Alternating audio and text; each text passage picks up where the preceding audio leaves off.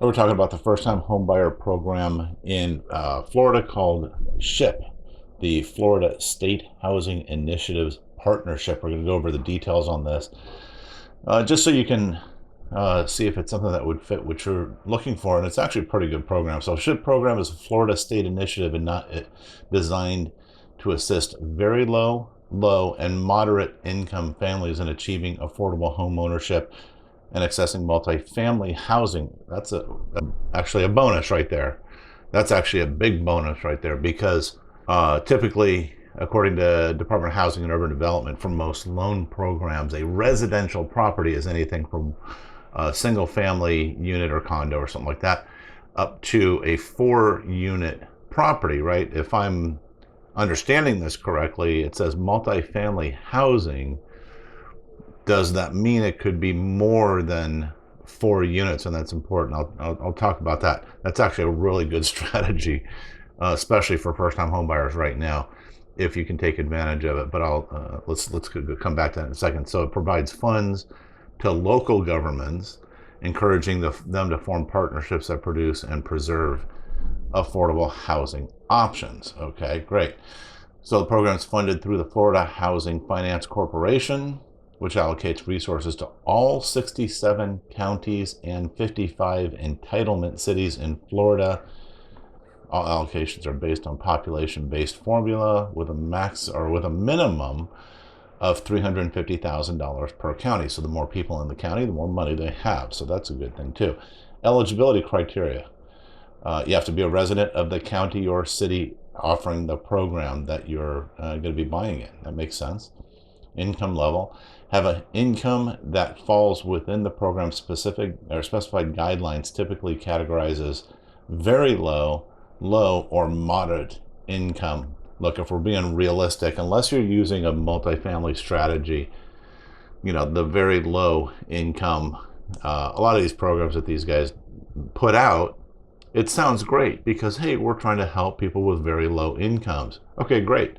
But with very low income, with whatever you qualify for, are there even properties available in the price range that works for you?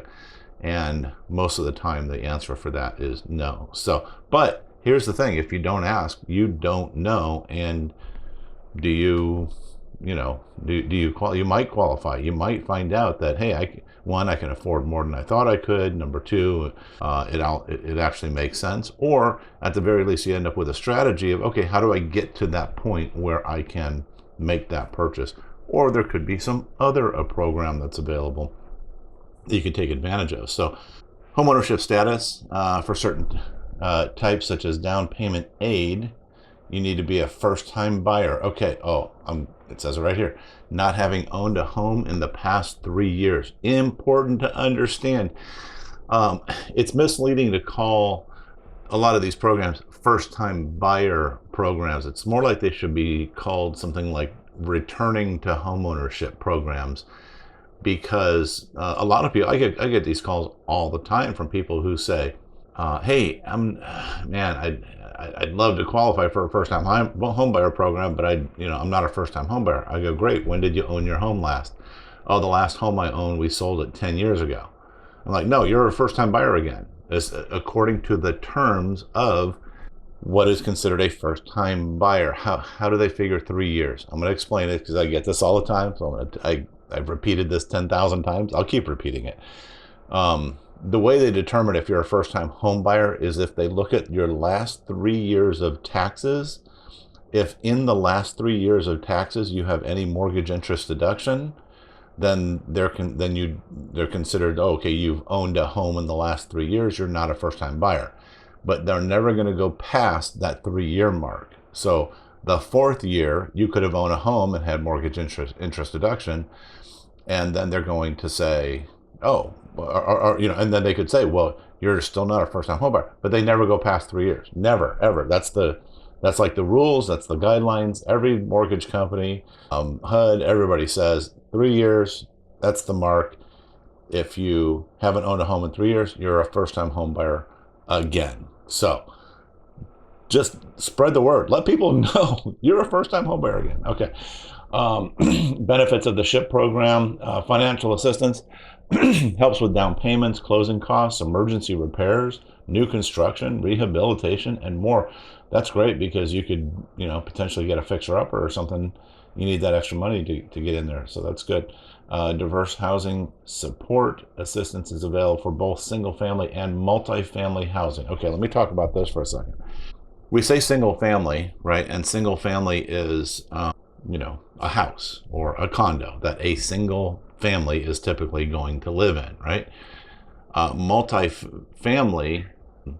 So actually, let me back up. According to, again, most loan programs and HUD and everybody, they say that for a residential loan, you can go up to 4 units and you still qualify for a residential loan under most loan programs and under most first-time buyer programs and all that stuff, right? Which is great. If I'm seeing this right, it says multifamily housing projects.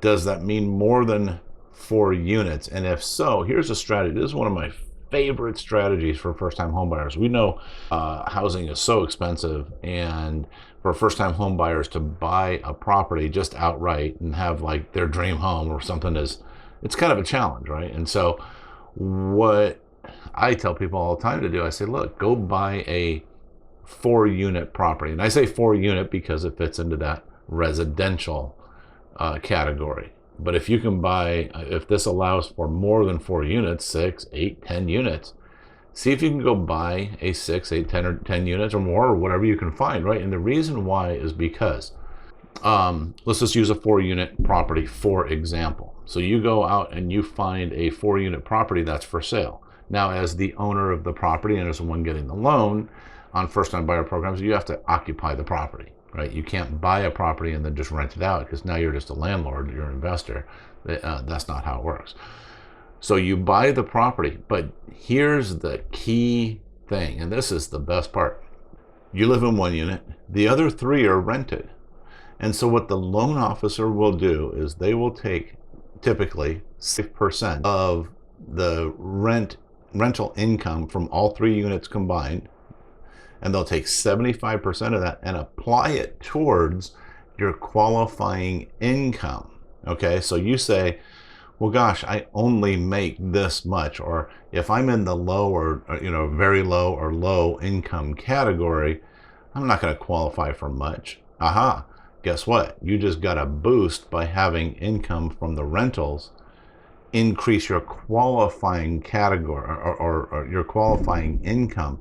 Now, I don't think, I'm just going to make an assumption that does not count towards your, low, very low, or moderate income thresholds as far as the maximum that you could have on your income to be able to take advantage of the program. I don't think. We have to talk to a specialist about that to see. But just think about that. Now you can buy a property, have all 3 units, and the great part about it is you're only using 75% of the rental income for qualifying, but obviously you're collecting 100% of the rent.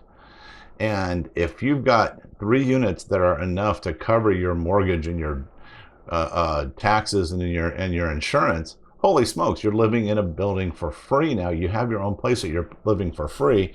You live there for a couple of years, and then one of 2 things. Either you rent that 4th unit out and then you kind of start the process all over again, or if you sell that, you can sell it and move to a bigger type of property or something like that. But now you have income coming in, building your financial wealth for indefinitely, right? So definitely a great strategy to use as a first-time buyer. So community development encourages partnerships that afford affordable housing. We talked about that. Some of the potential drawbacks, funding limitations. They said $350,000 is the minimum, but it could go up.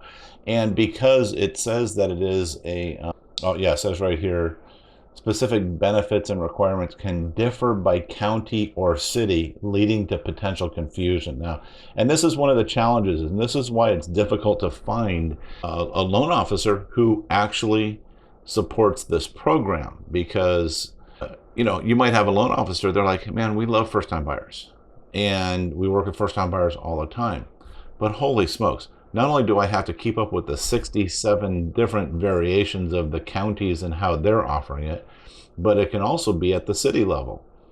So now they've got to go in and they got to figure out every little city. And God forbid you go over and you say, hey, I'm going to buy in this city. And then you find out tomorrow, they go through the whole process of getting all the details and all the paperwork because it gets cumbersome. And then you find a better deal, 3 blocks away, which is actually a different city. I don't blame loan officers for doing this. And this is what I call government, right? What does government do? They create great programs that look great, but they make it confusing and difficult and hard. And they're like, hey, look what we did. We made an affordable housing program. Nobody's going to qualify, or no, lender or loan officer in their right mind is going to try to specialize in this because of just the reasons that I explained, right? But there's somebody out there. I know when I was doing loans for first-time homebuyers, it was kind of a challenge for me. I would go dig in and find those programs, make them work, find out all the nuances, and I'd be like, aha, I got it. I got the deal for my clients. So, speaking of that, if you know a loan officer who offers the SHIP program, who understands it, who has a heart for working with first-time home buyers, have them come over here to firsttimehomebuyerprogram.org and click on the spotlight button. We'd love to spotlight them. We'd love to feature them. We'd love to put their phone number and their name right on this post so that we can say, hey, these are the people to call, if you need to go. Because, it says, how do you apply? Well, you find the local SHIP office. Okay, fine. But the reality is there's a lot of banks out there. Every bank, if you say, hey, do you do first-time buyers? Every single one is going to say yes. But do they really? And are they going to do the work? No, they're just going to try to stick you in a regular old FHA loan, which is fine. There's nothing wrong with that. But are they going to, do they actually provide these programs? Because it takes a little extra work. I don't know. I don't think so. A lot of them don't. I know that from experience. I've been doing this way too long. Income restrictions was the other potential drawback. Yeah, and that's why they make it so that you have to have, you can't make too much money. You can't be, if you make too much money, they say, well, you must be rich then, and you can afford to go buy properties. We know that that's not typically the case either these days. But so yeah, application process, contact the SHIP administrator. There's a link here. Just come to firsttimehomebuyerprogram.org, do a search in the search bar up here and just for SHIP, and it'll take you here. Complete the application, submit your application as per the instructions, and then they'll review and approve your application regarding your eligibility. So, and I love that the fact that it's been around since 1992 and it's consistent, right? So that's good. So that's a good sign. A lot of these programs get yanked. They let a program out and then 3 months later, it's gone. So geographic availability, SHIP program is available throughout the entire state of of Florida, the other California. I'm just kidding. Entire state of Florida, all 67 counties and 55 entitlement cities. We kind of already had these pros and cons here, actually. So anyway, yeah, I think it's a great program, the SHIP program for Florida first-time home buyers. Definitely worth taking advantage of. Just come over to firsttimehomebuyerprogram.org and you get the details there and the links so you can go apply. Okay, take care.